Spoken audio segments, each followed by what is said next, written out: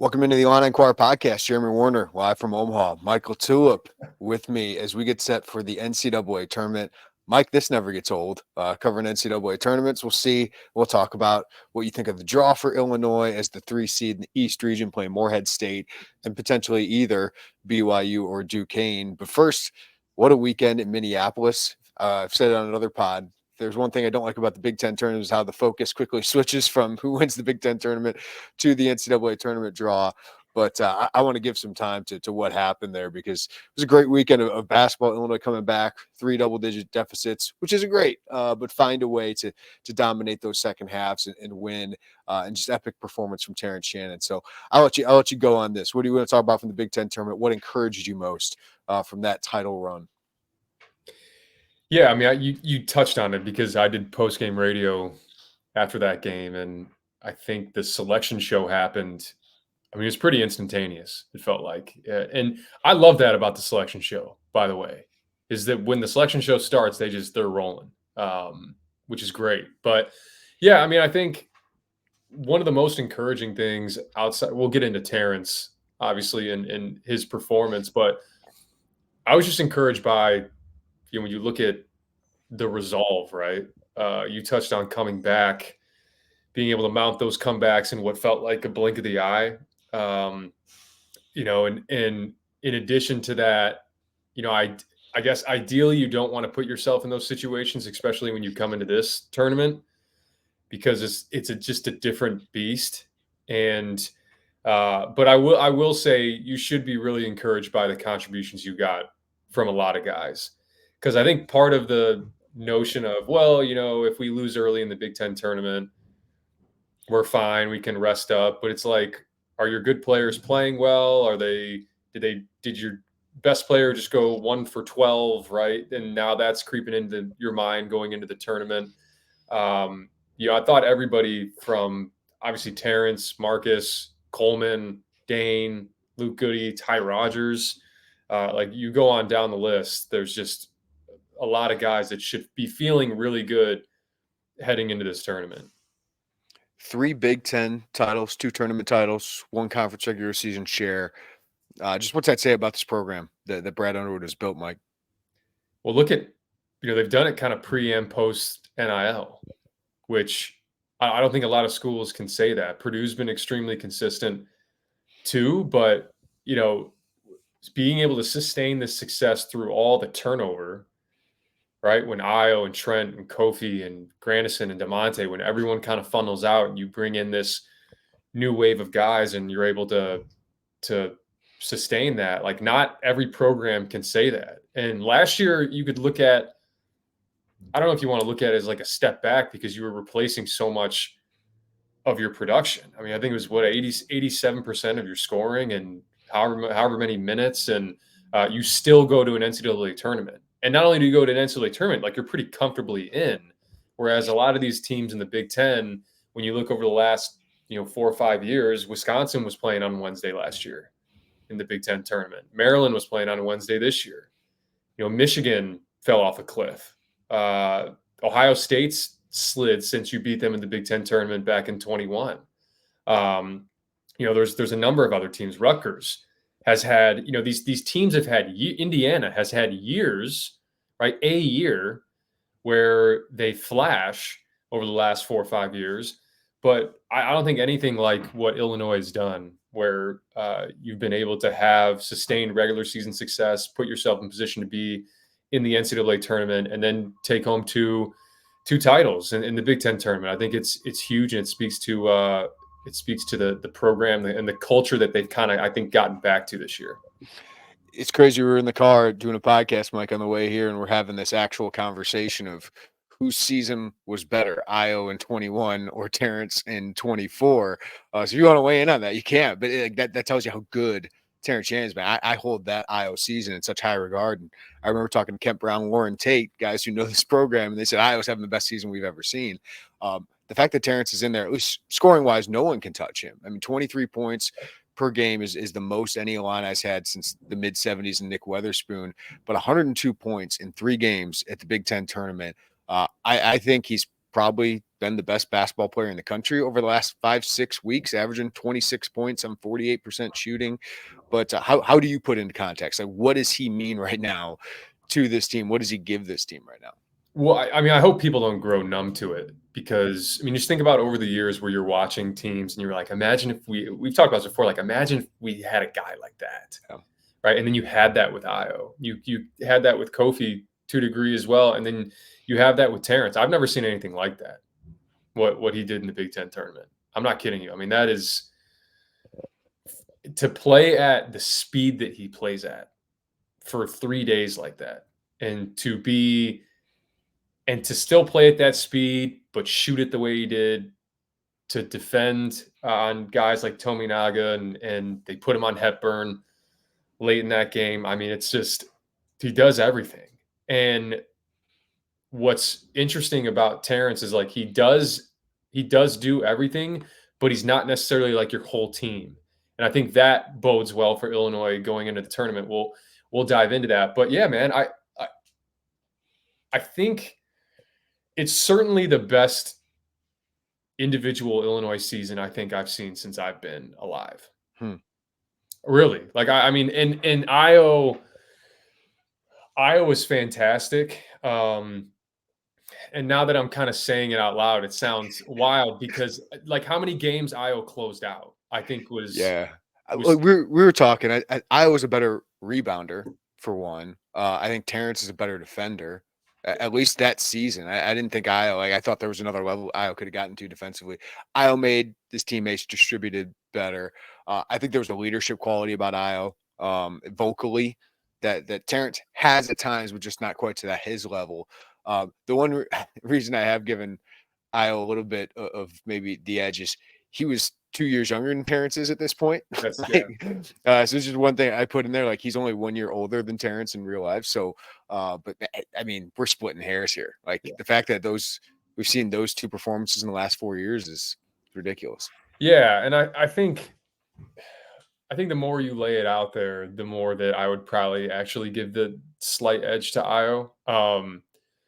You know, 1 seed that year as well, the triple doubles, and tougher Big Ten, tougher Big Ten. Tougher Big Ten. Now it's an interesting year because it was the COVID year. So, that certainly factors into it, but you just felt good. Similar, I mean, with both these guys, like there's a comfort that you have when you have those guys on your team. And there's just both of them just have a dominance to them, especially in transition. I've made the point before where like they're both electric in transition. Io was more slippery. Like he could kind of work his way around you, and Terrence is going through you, and he's shooting free throws. Yep. And so they do it in slightly different ways. But I mean, I think you look back at that 21 season, and I think like the what helped Io was the fact that he didn't have to be so ball dominant because you had Curbelo. So like you could play Io off the ball at times. You had Trent, right? Like you could play him off the ball to where he didn't have to be so high usage and wear himself down. And I think the same can be said about Terrence this year. Like the fact that you have a Marcus Damask where he can come in and Terrence can, honestly, I'd rather Terrence rest on the offensive end than on the defensive end. Yeah. And you have a guy in Marcus that allows you to be able to do that. So either way, you said it, man, you're splitting hairs. But the fact that, like you said, last 4 or 5 years, you've had 2 guys like this, and you've had now 3 All-Americans. Yeah. It's crazy, man. Yeah, it's just a heck of a run for Brad Underwood and the talent he's brought into this program. It's a fun conversation to have, and if Terrence continues this kind of run, Illinois is going to go far in the tournament. Maybe we can have this conversation again. And he can stamp it, right? Like he can stamp it if they make a deep run, Elite Eight, Final Four, and beyond. The edge may have to go to Terrence at that point. Yeah, I agree with you. Any encouragement about the defense, Mike? It's been a bad defense for most of the last 2 months. but it felt like when they needed stops late in games, they found a way to get some stops, and they played much better in the second halves defensively than the first half. So any encouragement about the defense? I'm encouraged. I think I'm encouraged by the adjustments that were made, because I think each game had a different adjustment, particularly in the Nebraska game when you're sitting in drop and Rink Mast is killing you. You're able to go, hey, second half, his dribble handoffs, his pick and pops, we're going to switch him. AJ Storer hurt us in the first half. Second half, let's switch his ball screens, dribble handoffs, and like being able to do those things, I think has helped them. We've seen them, not even in certain games, but in certain halves, just be able to dial it up. And I mean, I guess I'd rather have a team that could do that than that can't do it at all. But you're still, I think, waiting for that full 40-minute defensive effort. And if it came, it would be coming at the right time in this tournament. So, yeah, I mean, I think these matchups that you have, right, particularly, starting with Morehead, like these teams, and if you advance and play a BYU, like those teams are going to force you to communicate because of how much stuff they run. So you can't be bad communicating, busting switches. Like these aren't the teams to do that against. So I think they're going to be challenged in that area, but it was encouraging to see that mid-game you could make the right adjustments and pull the right strings. And I just feel like there's, when you look at Ty Rodgers and Terrence Shannon and Coleman Hawkins, and even Marcus Damask and Quincy at times, like there's still good individual defenders on this team. It's just like continuing to bring that all together. And the one thing that I think I've been encouraged by as well is, at one point they were switching kind of 5 ways, and then they abandoned the switching to just keep matchups. And now they're still keeping matchups, but if there's a particular area that's hurting them, then they switch that. So and that takes communication, because it's not just, hey, switching 5 ways, I don't care who comes up and sets the screen, we're just all switching. You have to talk, because depending on the matchup, it may be a switch, it may not be a switch, go under, not go under. That's all got to be talked out during the games. Dane Danger bookended that Big Ten tournament with 2 ridiculous, great performances off the bench. What is that version of Dane Danger that you can have that if you need it? What does that mean for Illinois? Well, it's huge. I mean, I think certainly he helps them defensively. I think as a guy that can kind of clog the lane, I've been so impressed with his activity and his engagement on that end. I mean, you saw when he checked in against Wisconsin, like he's got both hands out, his 7 whatever wingspan, both hands out, pointing, talking, head on a swivel. And just I think part of it for college kids, there's like a confidence that comes when you're doing the right thing offensively and you feel like you're seeing the ball go through the basket a little bit. Now you feel like you're kind of more in the game. And he was just so much more engaged on the defensive end. And we've talked about his production and what it means. And I think moving forward, right, like to have a confident Dane Danger that you can throw in different games depending on the matchup, right? Like if you have, a really good 4-man that, you want to maybe put Coleman Hawkins on and slide everybody down, put Dane Danger in where he can guard the 5 so that you don't have Quincy Guerrier in ball screen coverage and, sitting there and drop. That's something that you can do. And I'm not sure you could say that 2-3 months ago. He just had to kind of figure things out, and he's done that. And I think the telltale sign for me to see that Dane is like playing within himself, engaged, is the fact that 1, you play 20 minutes against Ohio State, you then play 6 minutes against Nebraska. It's just not a good matchup with Mass and how they stretch the floor and what they run. And then you come back in the title game and play 23 minutes. And you go 4 for 4 from the field. You make your free throw on the and 1. You have 7 rebounds. You have 2 offensive rebounds. And then through the 50-ish minutes that you played in the tournament, you had 1 turnover.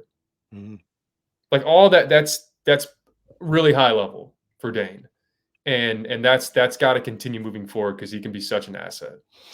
And just on that question, before we dive fully into the matchup in the NCAA tournament here, Mike, do you feel like Illinois, after that weekend, like, do you feel better about they have more counters, more options than they have in the previous couple NCAA tournaments?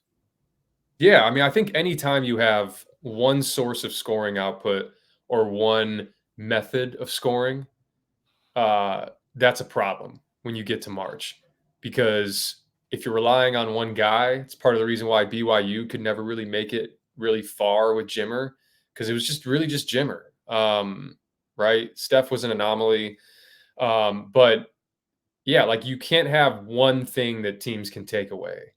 And I think when you look at this Illinois team, how good they are in transition, particularly Terrence, right? If you want to go 5 out and spread a team out, you can do that with Coleman. If you want to go 4 out, 1 in, you can do that with Dane and put like a true post presence in there. If you want to go to back downs and just bring the pace back into your hands, you can do that with Marcus Damask, and you can play off of that. We've seen them go to that. It's kind of he's been kind of like the I don't want to. You're more of a baseball guy, like a middle reliever, if you will, where like he's almost like the 6th, 7th, 8th inning guy, where you're going to the back downs with like 12 minutes left in the second half, 10 minutes left in the second half to kind of just make sure you own the pace in that game. And then you have guys like Terrence Shannon closing things out. Damas has kind of done the same this year. And then, I look at just what you're able to do on the glass as well. Like the offensive glass has been a form of offense for them. And Ty Rodgers has been so good on that end. And I thought he was, I mean, you want to talk about an unsung hero in that Big Ten tournament. And I look at, I think I always try to think about, there's all these people that fill out brackets. A lot of people probably watching that title game that, maybe they're SEC fans or they're Big 12 fans. And maybe this is like that was their first sit down glimpse at Illinois. And you're probably like, well, it's just Terrence Shannon. And then you see the stats pop up on the screen and it's like, oh, he had 28, then he had 40, then he had 34. It's like, well, we just got to stop this guy. And this team is more than that. And I think that's to me what makes them so dangerous is they're not one dimensional with the person that they get scoring from, and they're not one dimensional with how they get that scoring. All right, Mike, here in Omaha, Illinois, the top seeded in their pod. Of course, the number 3 seed. I got Morehead State on Thursday. We'll also talk a little bit about BYU Duquesne here a little bit. But obviously, the last time Illinois won a Big Ten tournament, they had a letdown, right? The last couple of teams that have won the Big Ten tournament have had a letdown in the NCAA tournament. Take us in as a player. When you have a success like that in a conference tournament or something like that, how do you avoid that? And do you feel like this team was able to go home, celebrate, reset, unlike the last team for Illinois that did it. But how do you avoid that letdown mentally? And how do you handle the NCAA tournament and everything that comes with it? Yeah, I mean, I think that it shouldn't creep into the minds of like a tough connected team. I think for them it should be like, shoot, we want more confetti to fall on us, right? Like I don't want this to be the only moment that we have that's celebrating and embracing each other. And honestly, I'd be excited if I was them, because this whole narrative of like, Big Ten tournament, you don't want to win it. Like, I'm glad it's in our hands, right? It's in our hands to change that. It's in our hands to say, no, actually, you can go win 3 games in this tournament, cut down nets, and then go in the NCAA tournament and advance as far as you want to go. Like it's, part of it with the NCAA tournament is that it's a unique, like the schedule's unique. And if you have older guys, which this team has now, a few of these guys have never played in the NCAA tournament. Marcus Damask. I mean, I thought like in that first Big Ten tournament game, I was like, hold on, he's missing layups. But he figured it out. I think he settled in, and I think that's my point from earlier.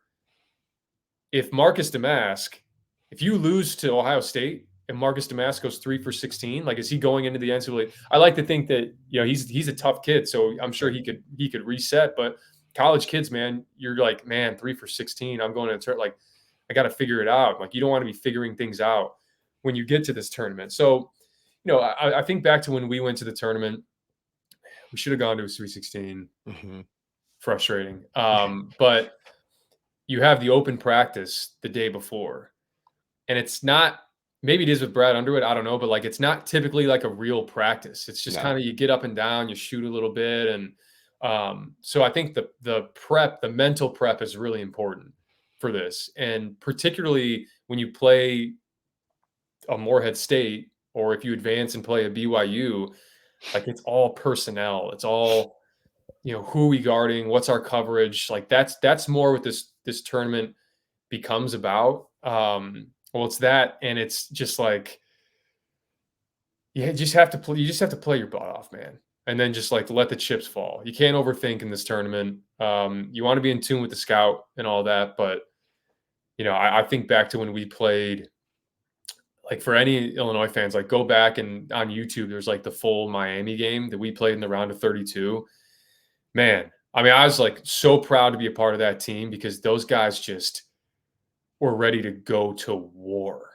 Tracy Abrams and Sam McLaurin and Brandon and DJ and Griffey was awesome in that game. Bertrand was like, you go on down the line, like every single one of those guys was willing to just like die on that court. Mm-hmm. Charges and diving on loose balls and walling up. And that's why when we lost that game, like we were still somewhat proud of what we did because we left it all out there. And that's one thing in this tournament you don't want to do is feel like, man, I wish we had a little more to give. So that's got to be the thought process. It's not about the Big Ten tournament. I mean, it's not like you'd be the first Big Ten tournament champion to advance. We've seen the history. I've gone through it. If anything, then the 2010s people,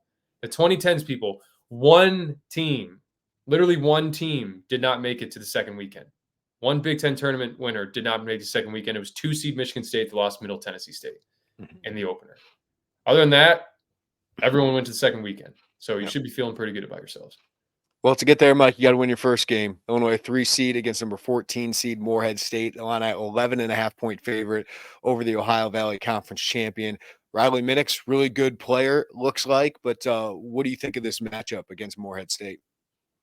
Yeah, I mean, it's a challenge. Just like every matchup in this tournament. Everyone has won their, either won their conference tournament or has played to a level that they're capable of, and they've made it to the tournament. They're feeling good. Everything feels like reset. Everyone has this newfound hope. We can be the team. And that's what you're up against. And for Morehead, they're a good team. They're tough. They, Preston Spradlin runs a lot of good stuff. I mean, they run more sets than what it feels like anyone in college basketball. They will run a set every time down the court. And they'll try to free up Minix, who is so good in post-up situations. I mean, it's a lot like Damask in a way. He's a little bit bigger than Marcus, but the way that they try to, we'll show it in the film, but like the way they try to get him available, they'll run like little wedge screens to get him in the long post. They'll cross screens on the baseline. They'll do little choice actions, meaning, hey, I'm going to show like I'm coming down off this pin down, but I got somebody over here that's actually setting a cross screen for me to come across. And like, you just have to, like, communication's got to be at an all-time high against Morehead State. I mean, we saw them, they went to Indiana. I mean, they got blasted by Purdue. Penn State ran them out of the gym. They went to Indiana, and I went back, and I actually was watching that game live. I went back and watched it again. Indiana was bad. That was one of the worst games Indiana's played all year, which is saying something. Mm-hmm. But they're fearless. Like that's the group that you're going up against. So you have to be able to communicate. And I feel like this type of matchup, if you were to win it, which I expect Illinois to win it, it's a good precursor to, these potential next matchups that you would have, because BYU runs a lot of actions, right? And if this first round can get you communicating and get you used to that, then that should bode well moving forward. But yeah, I mean, this is just like all these 14 seeds, 13 seeds, 12, like they all have hope. They all think they're going to be the team, and you gotta show in the first 5-10 minutes that it's not their night. Yeah, what do you think of this path, Mike? I mean, Morehead State, potentially BYU, Duquesne. After that, Iowa State. Obviously, UConn down the line if you get there. But what do you think of the path, and how do you feel about this team heading into this NCAA tournament? I feel really good about them. We said it before you asked me that same question before the Big Ten tournament. I felt really good because now your offense has moved up to second in the country. And although your defense isn't necessarily where you want it to be, like I look at their offense as a form of defense, because if you can score, then you can go set your half court defense. You don't have to worry about transition as much. But I'll be dead honest, man. I like the path. I do. Like I saw a lot of people talking on X, like, oh, of course, again, this is, man, get through Morehead, get through BYU. Like, this is what this tournament is. And I'll say the one year with Houston, that was crazy. Mm-hmm. Houston being a 5 seed was nuts. But you got a BYU team that is they're second lowest in the country in rim rate and in baskets around the rim. They're poor in transition defense because they shoot a lot of threes and there's long rebounds. Like, I think these first 2 matchups are good matchups for Illinois, but you have to still bring it. Like, you can't have the first half that you had against Nebraska, where it's just no bite, disengaged. Like, these teams, some of they play contrasting paces in a way, but like, they can still hurt you. And so you don't want to spot them 12 points in a tournament like this. So, but look, I'm feeling great about them. I think their region, right, the East region, I mean, it's a gauntlet. But the beauty of, like, regions as a whole is that you don't have to play every team. Some of those teams got to play each other. I don't, like, you look at UConn and Auburn, like, let them play each other. Like, UConn's got to go through Auburn, and Auburn's playing really well right now. They're one of the only teams in the country that's top 10 in both offensive and defensive efficiency on KenPom. And if you're UConn, you're like, shoot, we got to play them. Mm-hmm. So, and I mean, look at Northwestern and look at FAU, and like, that's not an easy second round opponent for UConn either. I'd expect them to win that game, but both of them are just kind of like muck it up type of teams. But I like their, pods down there, because I like, for me, the jury's still out on Iowa State. They've been really good at Hilton all season. Same can be said about BYU. BYU was great at the Marriott Center. They just weren't great away from home. And then Iowa State goes and plays in Kansas City in the Big Ten tournament, draws a large crowd, and they'll travel. But I don't know. To me, it's all right there. It's all right there, but you have to take it one game at a time with Morehead. Tackle that one, feel good about yourself, and then move into a BYU or Duquesne if they're throwing Keith Dambrot a great going away party as he retires. That's right. Mike, any final thoughts before we tip this off in the NCAA tournament? Who's your Final Four? Oh, I haven't even done a bracket, man. It's been driving from Minneapolis. We talked about this. You didn't fill bracket out last year, right? I did last year, and it felt freeing, Mike. It felt freeing that I wasn't rooting for a team I put in my bracket rather than an upset. So I don't know if I'm going to fill out a bracket again this year. Like, if I had to pick a Final Four, I'd probably have UConn in there. I still like Tennessee. I know they haven't gone that far, or they haven't played as well here towards the end of the season. I really like Creighton. I think they're in the same bracket as Tennessee, aren't they? But I really like those teams. That Kentucky's got a really nice path. I mean, with Houston kind of banged up, I really like that Houston team, but Kentucky's got a nice path. But those are some of the teams I kind of like going into this. But I'm with you, Mike. Like, if I had to fill out a bracket, I might have Illinois in the Elite Eight. And I'm not trying to jinx them or anything, but I just think Terrence Shannon and Marcus Damask are such a handful. And if you get contributions from these other guys, like if you can get 2 of those other guys to have really good games, I think Illinois is a tough out. Like, I think Coleman Hawkins is going to have one big game here, like in Omaha. And it's going to be tough if Illinois has Marcus Damask and Terrence Shannon playing at a high level and those other guys playing at a high level. So there's still defensive things that concern me, especially early in games. As you said, they got to lock in. BYU reminds me of an Iowa or Nebraska, or they can go off. So you got to be able to get over screens, battle, and really test yourself through that. But I don't want to look too much into one Big Ten tournament title run, but I think there's been 2 months of pretty damn good basketball for Illinois, outside of some late issues against Penn State and Michigan State. Then you lost a game to Purdue that you didn't play all that well, and you still had a chance to win. Right. So I just feel good about how this team's played, since Terrence Shannon has become this version of Terrence Shannon. Yeah, no, I'd agree. And a fun stat for, if you do end up advancing and playing BYU, Terrence Shannon has shot more free throws than the top 3 free throw attempt guys on BYU combined. He had 44 free throw attempts in Minneapolis, Mike. Yeah. Since I think he's at like 240 something, and I think all three of the top guys for BYU are at like 70, 70, 70. Like they don't, they're like one of the last teams in the country in free throw attempts. I was just looking over our boy Derek Burson's notes. 31 points is the NCAA tournament record for points in a game. 31? 31, Darren Williams. In 2004 against Cincinnati. I have a pretty good feeling Terrence Shannon's going to beat that, mostly because of free throws. Marcus Damascus beat that. That's right.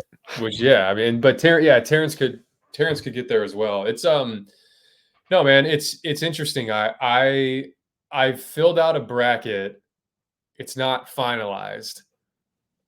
How much do you agonize over your bracket? So when it comes out initially, like I'll give a gut, run through, but it'll change 7-8 times throughout the week. Yeah. Like this is the overthinking period. From Sunday to Thursday. And I just the issue for me is that the South and the Midwest, so the right side of the bracket, I don't like it. I'm kind of uneasy putting anyone in the title game. Like literally anyone in the title game from that side of the bracket. Like Tennessee makes me uneasy. Yeah. Purdue in a way makes me uneasy. Right? Like I just feel like they're gonna have to win it. They're gonna have to win a game with Zach Edey in foul trouble. If they're gonna go this far, they're gonna have to do it at least once. And so, how healthy is Braden Smith? Right? How healthy is Tyler Kolek for Marquette?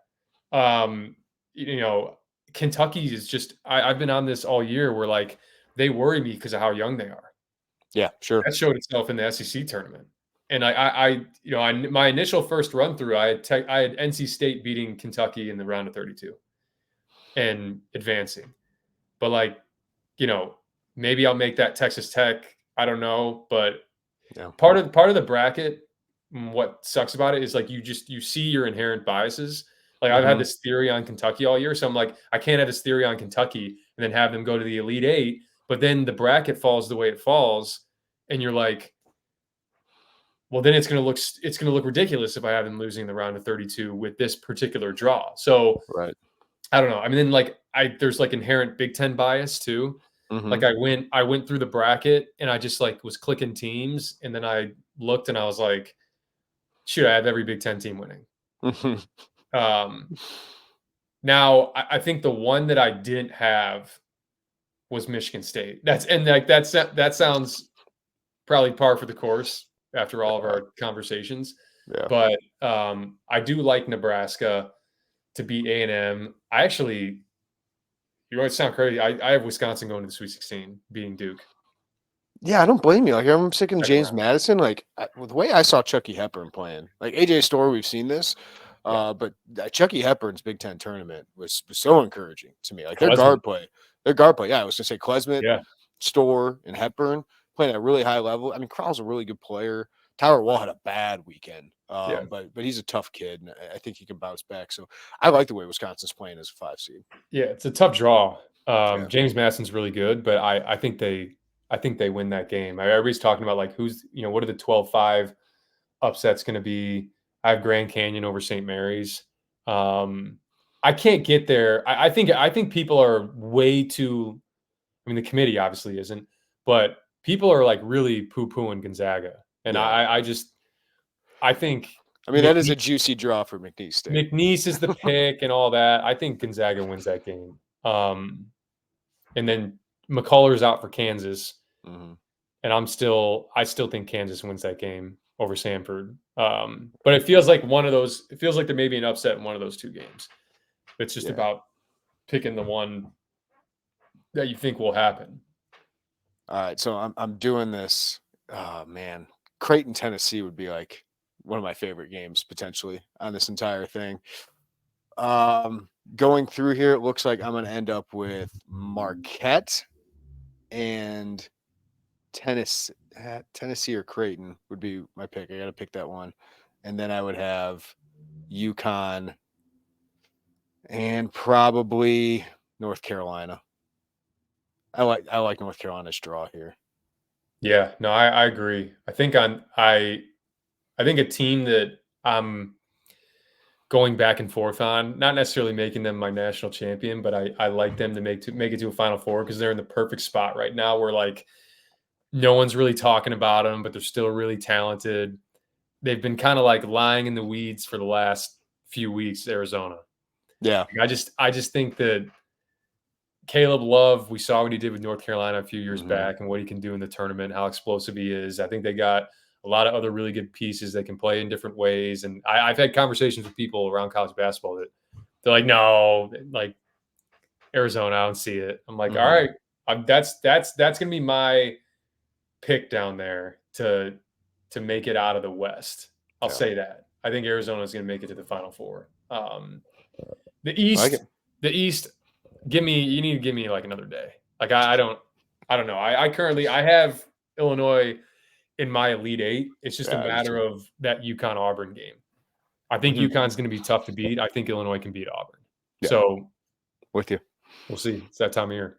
All right, let's do it. Mike LaTulip, you're the goods man. We'll have our film room break it down, and if Illinois advances, you will break down Morehead State before this, and we'll also advance the next potential opponent as well as Illinois potentially moves forward in this NCAA tournament. Mike LaTulip, you're the goods man. Appreciate it as always.